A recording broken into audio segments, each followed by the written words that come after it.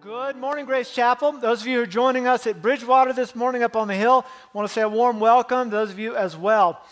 Years ago, a friend of mine made a statement that's always stuck with me. He said that most of the troubles, if most of the troubles we experience in life are because we receive something we did not want.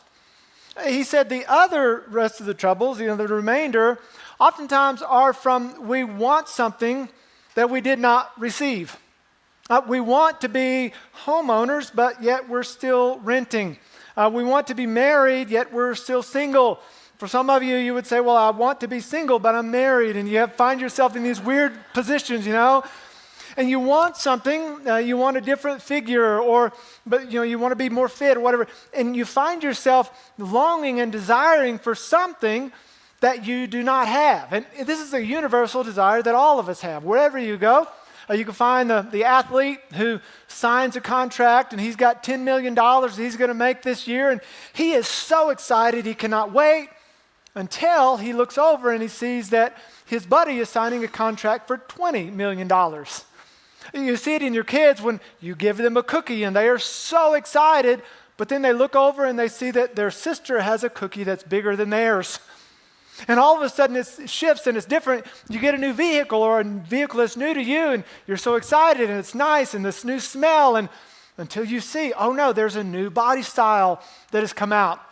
There are a couple of words for this that are ugly, dirty words that we don't like to use. So we're not going to use those today, but just so you'll know what they are, those words are greed and envy. Now the reason I don't like to use the words greed and envy is because never in my life have I met someone who is envious or greedy. We never think that we have greed or envy. So here's the word that we want to use. It's a biblical word and a good word. This is the word discontent. It's a palatable word, but every one of us can understand that in areas of our lives we can become discontent. And as we're studying through Ecclesiastes, we've seen that there's a cycle that we can all get into. It is called the hungry, hustle, happy, hollow cycle, where we get hungry for something, so we hustle for it. And what causes a lot of our hunger is this discontentment, this desire for more, for something newer, for something different. It causes us to be hungry. We hustle to get it. That can be a good thing in certain situations. But then we become happy and we think, oh, I have arrived, but we end up becoming hollow. And what Solomon is helping us to do is assess this cycle that we get into. We're hungry for something, we hustle to get it, we find temporary happiness, but we end up hollow. We end up realizing that it was meaningless, that it was vain, that it didn't have a purpose or point to it. And when it comes to discontentment, what can happen, it can drive us deeper into things like debt, can drive us deeper into dissatisfaction, where we look around at advertisements and social media and we end up saying, well, I want to have their figure or their finances or maybe their family. It can ultimately end us up into a place where we're just distracted and we're moving away from what God desires for us in life. So what Solomon's going to do for us this morning is he's going to help us to see that there are two perspectives we can carry with wealth. The first perspective, if we carry it, is actually a perspective that harms us, that wounds us. But then he's going to help us to see that there is a second perspective. And that second perspective is freeing, it is life-giving, it is joy-filled. And so if you open with me to Ecclesiastes chapter 5, we're going to see today these two perspectives of wealth. The first perspective we're going to see in Ecclesiastes 5:10 is this. It is wealth as a god. Wealth is a god. It is the primary goal that we are pursuing in our life. Solomon communicates to us in verse 10 of chapter 5. He said, he who loves, key word, he who loves money will not be satisfied with money, nor he who loves abundance with its produce. He says, this too is vanity. And if you've been tracking with this, vanity is one of the most common words that he uses. It means emptiness, nothingness. It's this vanity. There's really no substance to it. It's pointless.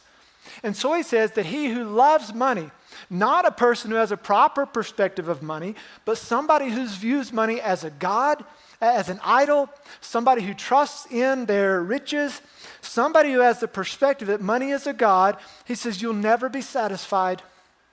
You'll always have this itch, this ache for something more. And the way this works in our life, we're told pretty consistently that the pathway to happiness is to get something that's bigger.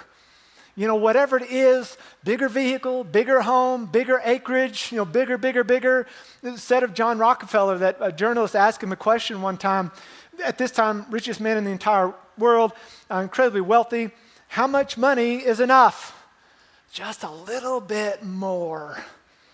And we think, well, if we just had bigger, a little bit more, or if we had something that's newer, newer whatever it is, and then if we can't get something newer, well, let's just get something that's better. Ladies, I have to confess to you, and men, if you would just join me in this, we're a little bit disappointed in you because of this following thing that I want to talk to you about. I feel real safe here on stage saying this. If you look up here, we have what has happened over the course of time from the 20s and 30s. How did this occur? Can anybody relate to this? At one time it was pretty simple. You just wash your face. And now you do all kinds of things that I can't even pronounce, the things that you're supposed to do. Well, how did this happen? It's because we have this belief inside, well, just a little better. A little bigger, a little bit more, that's going to work. I joke about the ladies because men, we are every bit as gullible. If we bring up here onto the stage, I don't know how this happened. But somehow it did. I mean, picture this in the marketing room. They're sitting around talking about, they figured out how to help guys cut their beards. It's pretty simple. You use a razor. And I don't know how it happened, but they're like, gosh, we've run out of all of our tricks, and it just takes one razor to cut somebody's hair. Let's do this. Let's add another one. Maybe they won't realize it doesn't do anything. And so they do that. They add a second one. And it's probably a bunch of men sitting around trying to figure this out. And then they're like, okay, we did 2. I don't know what we do after this. Well, how about let's just add 3? And not kidding, you can actually, razors now, there are 7 blades. How did it happen? We've got this thing within us that, just get something a little bit better, a little bit more. It just happens. And I'm not even going to mention men care products. How have we allowed this to happen to us as men in our culture? We have to pamper ourselves and lotion. I mean, it's just like, how? How do we? I remember growing up when I was a kid, we had, I think I may have shared this story before, but we'd play baseball or whatever. We had a 5-gallon jug, orange jug. To consume water, it was pretty simple. You took the lid off of the jug, you put the lid underneath the little water spigot, and there were a lot of guys that chewed snuff. So if you found portions of snuff inside the little lid, you would just rinse those out, put the water into there, and you just drank, everybody on the whole team. If you were to go in our home today, what you would find is you think like a family of 6, maybe we need 6 water bottles. We probably have 60. We have cabinets dedicated to water bottles. We have a pantry that has water bottles. We have on the back side of our pantry door, I think it was designed for shoes or something, but there's just water bottles. And it's like, how did this happen? 5-gallon jug to 40 water bottles. We just have this thing in us that says a little bit more, this new thing, this better thing, that'll make me okay. And Solomon comes along and says, hold on, you guys understand, if you love money, if you have a perspective, you give it this godlike status in your life, that you trust it, you obey it, you orient your life around it, here's what you need to realize is that you're never, ever going to be satisfied with it. And so what Solomon does for us is so helpful. He takes notes. And as he looked at possessions and money, and he said this is a laboratory, as we've kind of said, we've called it a laboratory. He researches and he helps us. He gives us some ways that wealth can actually wound us.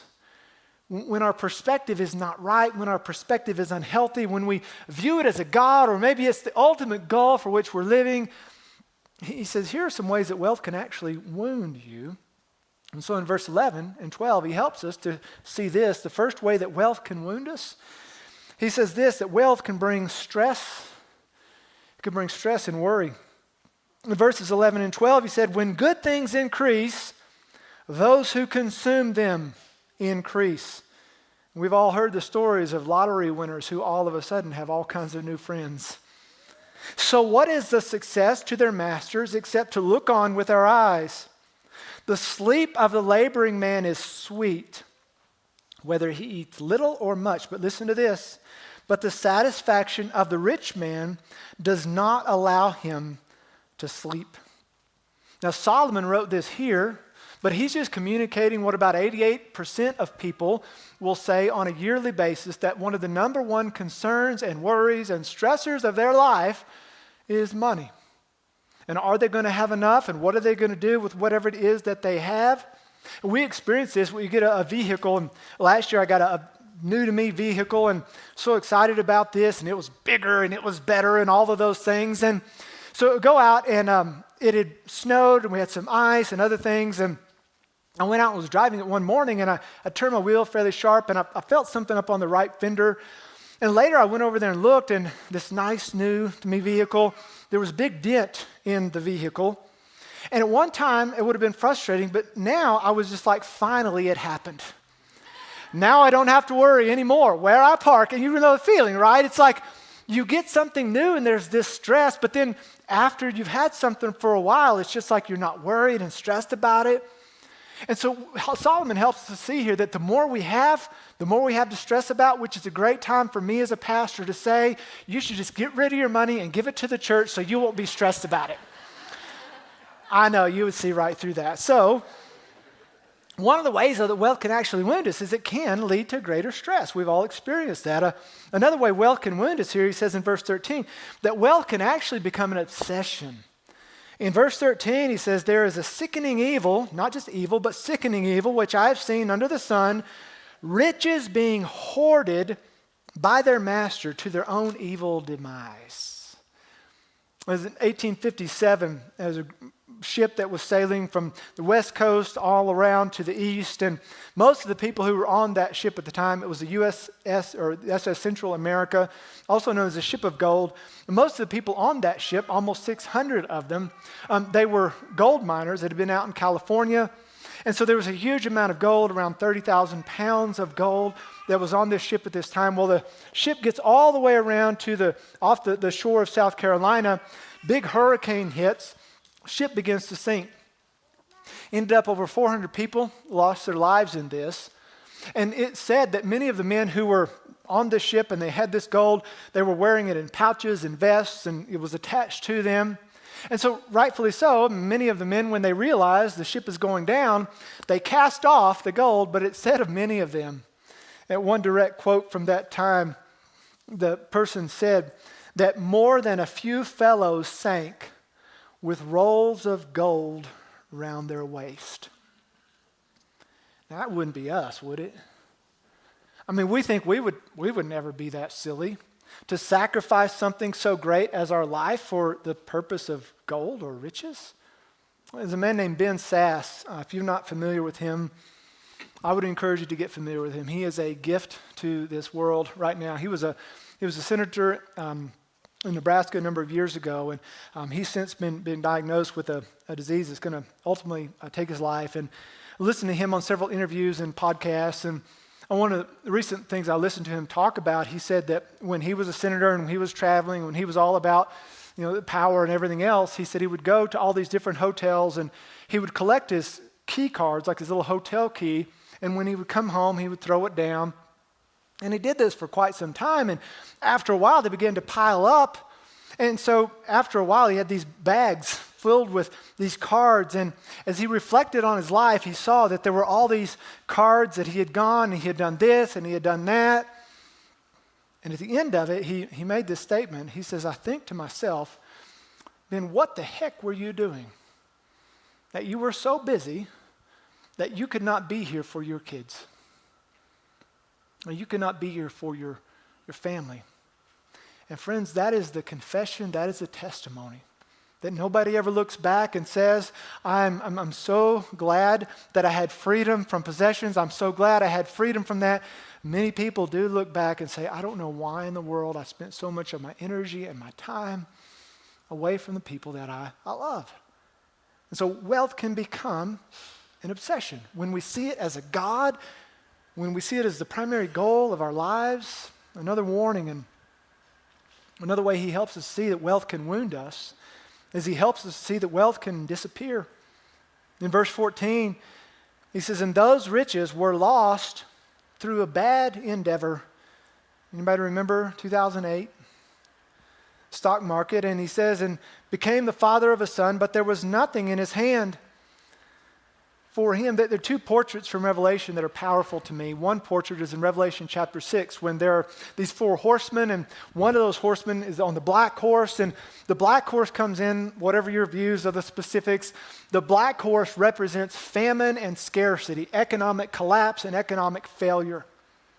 And what's communicated is that this famine, this thing that will occur, is a widespread thing, that we cannot be secured against that. Then there is this next portrait, to me is even more powerful, in Revelation chapter 18, where there's Babylon, this great city that has caused people to sin, but it is a source of refuge, it is a source of wealth for so many of the people. And they look at Babylon in this picture that John has. Babylon is burning, and within an hour's time, he says, great wealth was laid waste. It was no more. And the thing God communicates to us consistently through the Proverbs and other places is that we can't depend on this to last forever. It can be here, it can be gone, it can disappear. Which leads into the fourth way that wealth can wound us, is that ultimately it does not last. In verse 15 he says, as he had come naked from his mother's womb, so will he return as he came. He will carry nothing from the fruit of his labor that he can bring in his hand. The portrait is, friends, it does not last. We cannot take it with us. The final way that he encourages us and helps us to see that wealth can wound us is in helping us see that wealth does not guarantee joy. If you look at chapter 6, verses 1 and 2, he makes a statement. He says, there is an evil which I have seen under the sun, and it is prevalent among men. A man to whom God gives riches and wealth and honor, so that his soul lacks nothing of all that he desires, yet God does not empower him to eat from them. For a foreigner eats from them. This is vanity and a sickening evil.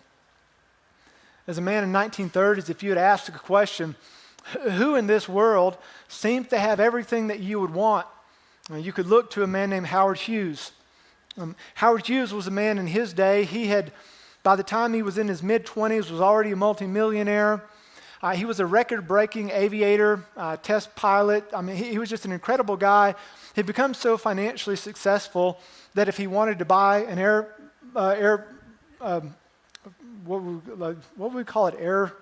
airline, thank you very much. Yeah. If he wanted to buy an airline, he just went and bought an airline. If he wanted to go and buy a casino or a hotel, he just went and bought 4 of them. He was a movie mogul. I mean, he was just incredibly successful in so many different ways. But over the course of time, Howard Hughes, with all of his wealth and all of his acclaim, he eventually began this control and this fear that he had about losing things. It kind of turned inward, so that through the course of his life, the remaining years of his life, he spent as a prisoner in these hotel rooms, in these penthouses with drapes that were covering the windows, and he couldn't see. It was a dark area. He was very concerned about germs and all of these things that he couldn't control. And when he ended his life, he was 6 feet 4 inches tall. When he ended his life, when he died, he didn't end his life, but when he passed away, he weighed 90 pounds. His hair had grown off down the back of his neck. His fingernails were described as talons. They had grown so long. So emaciated was he. He had been in this prison for so long. It said that the FBI had actually used fingerprints to determine his true identity. Now, how does that happen? A person who has all the wealth and all the affluence, anything that anybody could ever want, yet God has to give the person the ability to enjoy those things. Now, we don't have to go to the 1920s to find that. We don't have to go back even almost 3,000 years ago. We can find people in our lives today in this very affluent county in which we live who are very affluent, very well off, but not enjoying the life that God has given them. And so Solomon comes to us and he says, listen, understand, if you view wealth as a god or wealth as like the primary goal of your life, he says, I've researched it. I've put it in the laboratory. I've analyzed it. I've dissected it. And wealth can actually be something that wounds you, that harms you. And so we see this very clearly, and it raises the question, what is the other perspective that we should hold? If we're here today and we say, well, yeah, I don't want to have wealth as my God. I don't want it to be an idol. What then is the other perspective? And here's the good news. This other perspective that Solomon gives to us, it frees us from guilt.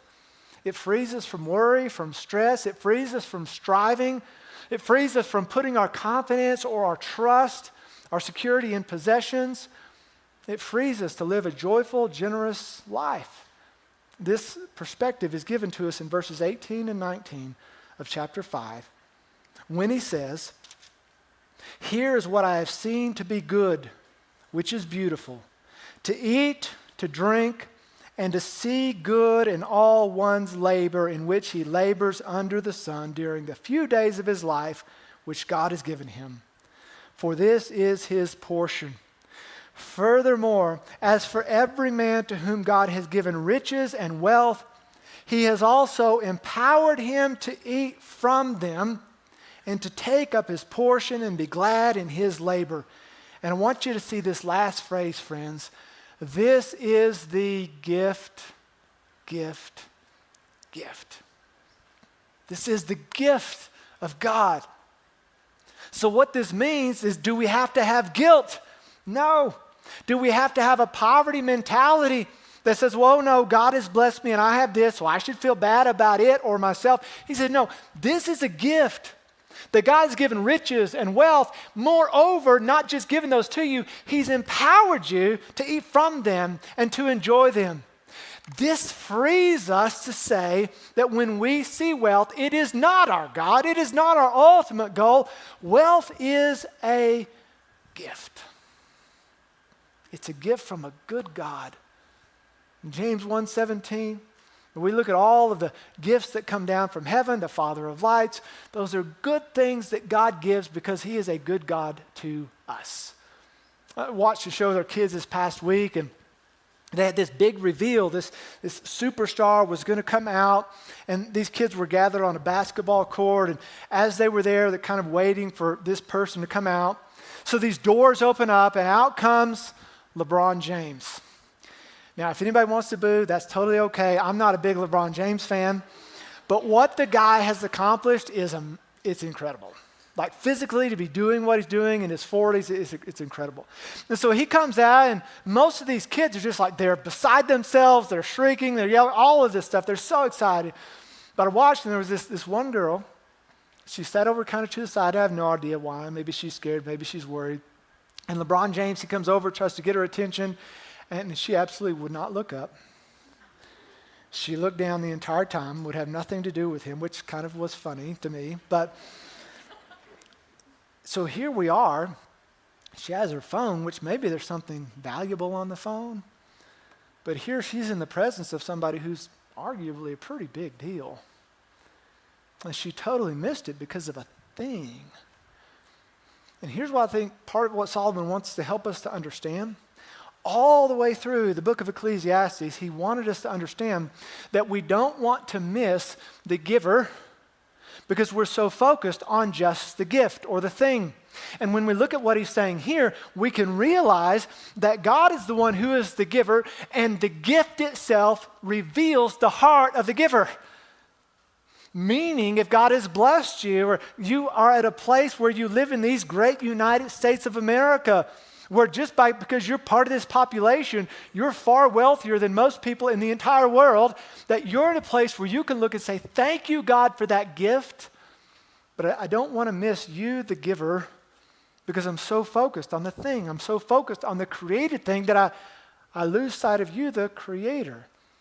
And so the central truth that I would give to you from the passage we're looking at today is simply this, that wealth, friends, it is a gift to be enjoyed. It's not a God to be loved, to be worshiped, to be obeyed. It's not the end goal, the end reason that God has placed us here on this earth. And when we begin to see it in this light, it does free us to say, God, you are really good. I don't have to feel guilty. I don't have to have a poverty mentality. I don't have to think that there's something wrong with me, but I receive this as a good gift from you. And so if I may, just ask a few questions and then we'll wrap up to help assess maybe whether you tend to see wealth and possessions as a gift versus seeing them as a God. The first question would be this to consider, is do you tend to spend more time thanking the Lord for what you have or wishing you had more? I'll tell you, this is a real easy sermon to preach, much harder to live. Because for most of us, the way we live our lives, as you've heard it said, if all you had today was what you thanked God for yesterday, what would you still have? We've heard it said that gratitude turns what we have into enough. When we think about Paul and what he communicates to Timothy, he said, if we have food and clothing with these, we will be content. And the question for us is this: do we tend to have more gratitude, or we tend to just say, God, I want more and more and more? Another question is this, are you content with what you have? As a writer, Leo Tolstoy, back in the late 1800s, he told a story of a man, wrote a story of a man named Pahom. Pahom was a peasant farmer, did all right for himself, but he was always thinking, if I could just have more land. And if you ask, how much land does a man need? Well, just the land next to his, that's it. So he always had this desire for more land. He would save and he would work and he would get a little bit more land, but then he would get that hunger again. He would go hustle and he would get the land. He'd be happy, then he'd be hollow, until he heard about this group of people named the Bashkir people. The Bashkir people had all of this land. It was rich, it was fruitful, and they would willingly give it to people. So he said, I've got to go to the Bashkir people. He made the journey, took his worker with him. They go and visit with the Bashkir people. He sits down with the chief and says, I've come here to try to acquire land. The chief said, well, that's great. We've got all of this land, more than we could ever use or need. For a small amount of money, we'll give you all the land that you can walk around in a day. But here is the condition. You can start at sunup, but at sunset, you must be back in this exact spot where you started. And you take a spade, shovel with you, and everywhere you go, you kind of mark your spots as you go around and you walk. And when you get back here, however much ground you've covered at the end of the day is how much land you're going to have. And so he is so excited. He gets up, and as soon as he sees the first light of sun peeking up, he takes his spade, he begins to go and walk along and mark his spots. It comes about noon. He's getting a little bit tired, a little bit thirsty, but he thinks, man, I see that grove of trees off there in the distance, and I just got to get that. So he goes and he circles around the grove of trees, and at this point the day is moving on, but he says, there's this meadow over there and it's lush and there's water coming in and I just got to go have that. So he goes and he continues to mark until finally he gets to this point in the day where he's like, oh no.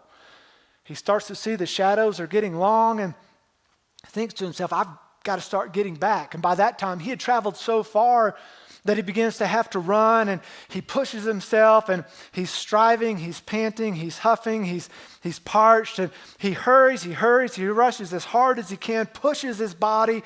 He gets off in a distance. He can see the Bashkir people. They're cheering and they're applauding and they're celebrating for him, and they're so excited for him to come in. They're ready for him to get this land, and he continues to push and push and push, and he finally, just as the sun is setting, there's no more sunlight to be seen, just before it, he gets back to the spot where he started. He falls down, dead. And Tolstoy, the way he closes with this piercing line, he said his worker took the shovel and began to dig a grave for Pahom right there, and asked the question, how much land does a man need? Well, about the distance from his head to his heels. We are told every day, you cannot be content. You cannot be okay with where God has you, with what God has done. But when we see that wealth is a gift that God has given us, it frees us to say, Lord, there are things that I desire, and I know things that you've given me. There are things that I want to see happen, and those are good and fine. But ultimately, I want to be grateful to you for what you've already given. I don't want to spend my life always rushing and striving and killing myself for something that ultimately won't last, that doesn't bring enjoyment. Another question is this, does money have the power to make or break you?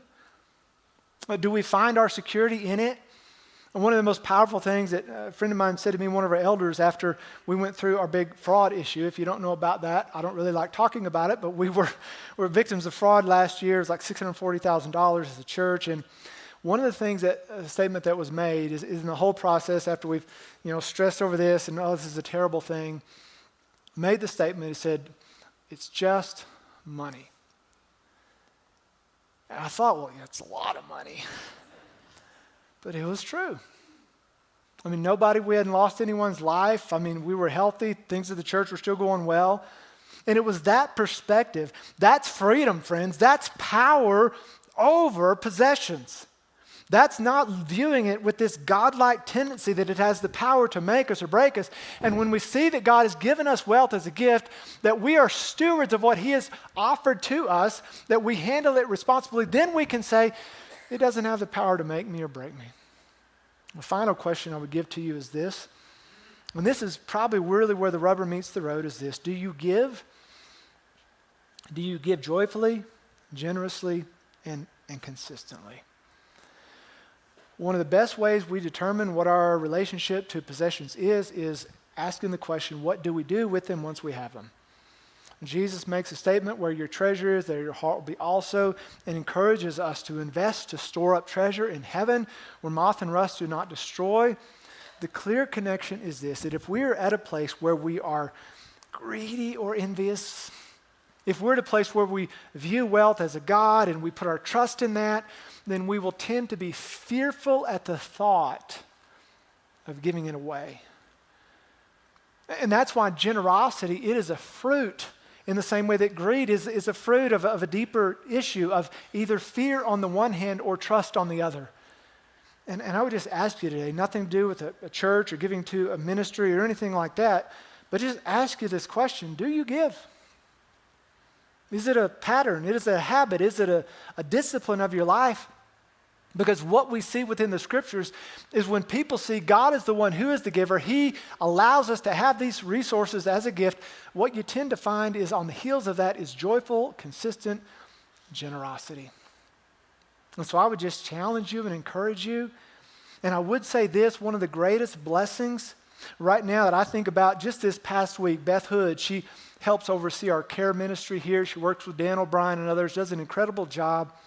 She had indicated that some 80 folks recently that we've been able to minister to and help in some way. When I look at the people that we're able to invest in, the people who have needs, when I look at that, I have to think one of the reasons God has blessed us as a church is not so that we could be a reservoir, not so that we could say, well, look at how God is blessing us, look at what God wants to do just for us.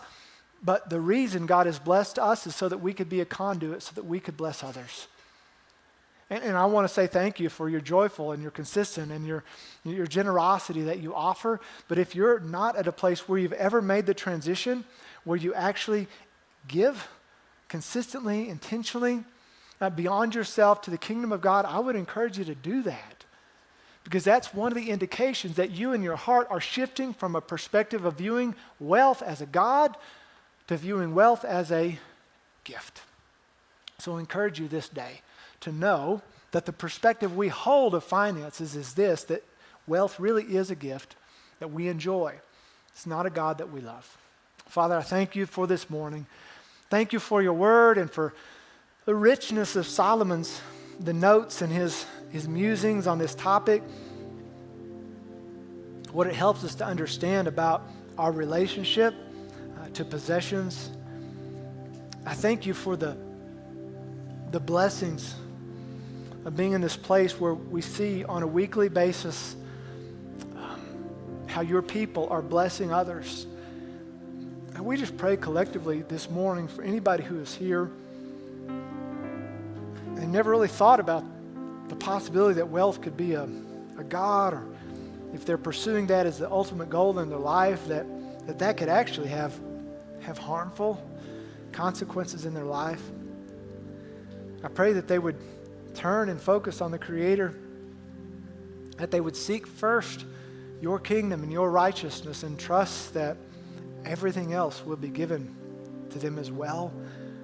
We just pray that you break free from the greed, the envy, the discontentment. Move us to a place of greater gratitude for what you've given. We pray all of this in the great name of Jesus.